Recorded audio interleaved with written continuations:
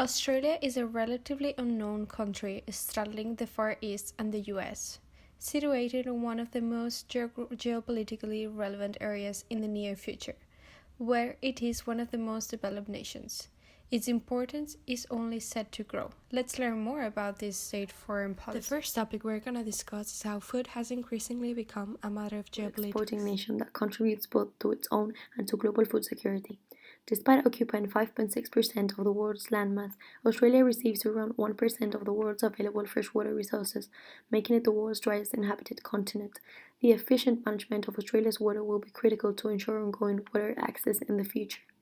Concerning aid, Australian development assistance is focused on the Indo-Pacific region, and the government fosters its aid strategy through the Australian Aid Policy. As an island country, Australia is heavily dependent on international trade, more specifically maritime trade. Its top import origins are China, US, and Japan, and top export destinations are China, Japan, and South Korea. Australia is in a unique and certainly complicated position since its economy is heavily dependent on Chinese commodity consumption, yet its political orientation is decisively pro-Western and at times incompatible to Chinese interests. Japan, Indonesia, and the United Arab Emirates. Although it exports large amounts of gas and coal to Japan, China, and South Korea, none of these countries rely on Australia for their energy supplies. Coal exports follow the same pattern. Growth in the Chinese demand for gas could be a source of revenue and power. When it comes to uranium, Australia is a major player. It is the third worldwide producer at 10% of total production and holds 30% of recoverable reserves. Two countries with which it has current energetic ties, Japan and China, provide the present and future markets for it. Although energy is neither a strength nor weakness for Australia, it is a considerable source of wealth that increased supply from the US or a reduced demand for coal and gas if China and Japan move away from them might endanger. Came to Australia. In 2011, the official indigenous population of Aborigines accounted for 2.5% of the total population. On the other side, while New Zealand, the UK, and the US remain the most popular countries of future residents for departing Australians, the focus is shifting towards their Asian neighbours. Hong Kong is a stronghold for Australians looking to do business in Asia, and there has been a notable increase in immigration to Singapore, China, Japan, and Thailand in the last 10 years, because of the importance these countries are gaining in international business, something similar to what is happening to the United Arab Emirates. Australia has signed several treaties with other countries in order to facilitate migration processes, such as the agreement between the Government of the Commonwealth of Australia and the Government of the Federal Republic of Germany for assisted migration, or the Australia-United Kingdom Assisted Passage Migration Agreement.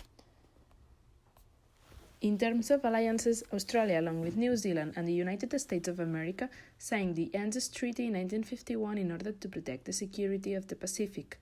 The UK is an important ally in terms of political, economic, and trade agreements.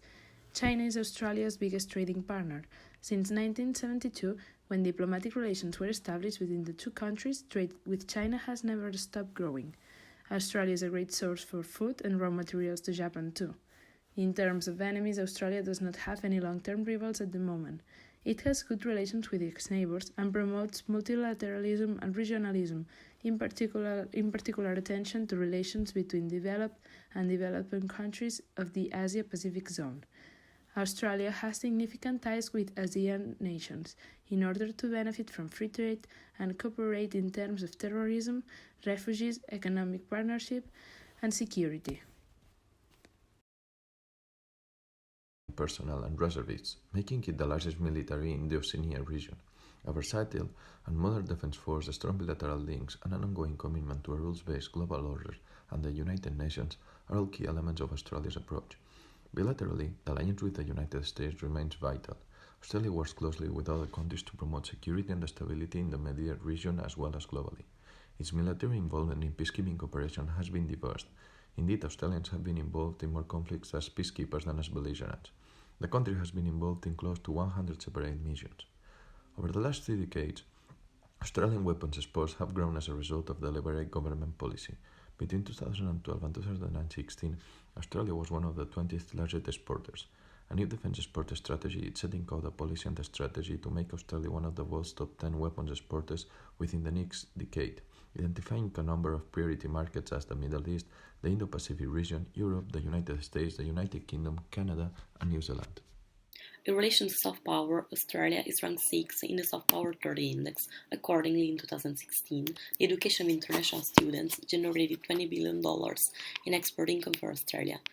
In a soft power approach, international education consists in a broad policy instrument that deepens Australia's international engagement. It also reinforces at many levels the nation's reputation as a democratic, diverse, and welcoming society. Moreover, its attractiveness depends on its multicultural society, its rule of law-based democracy, and its high standards of living. Additional to Australia's soft power strengths consist in its high-class institution and in the excellence of its government services. Concerning ODA, Australia provided $3 billion in 2017. Australia's development strategy aims at promoting national interests by contributing to sustainable economic growth and poverty reduction, mostly in the neighbouring countries through bilateral channels. Consequently, priority issues are aid for trade and support for women and girls. Two superpowers of the 21st century, historically, culturally, and militarily. Its alliance with the US, with whom it's allied.